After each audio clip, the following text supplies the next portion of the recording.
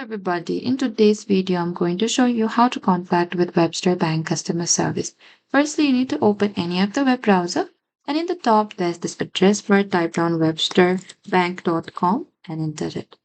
And once you're inside this homepage of Webster Bank, in the top, there's this contact us icon here. You need to select this. And from here, you can access your support resources. You can also make an appointment, or you can scroll a bit down, and if you have any issue with your personal banking or business banking, you can simply select this. And if you need to call to speak with a representative, you need to call 800-325-2424 for personal banking. And representatives are available from Monday through Friday from 7 a.m. to 10 p.m. and Saturday and Sunday from 8 a.m. to 8 p.m. And before contacting customer service, make sure you have your account or card information ready, identity verification, and that is it. Thank you for watching this video. I hope this video was helpful.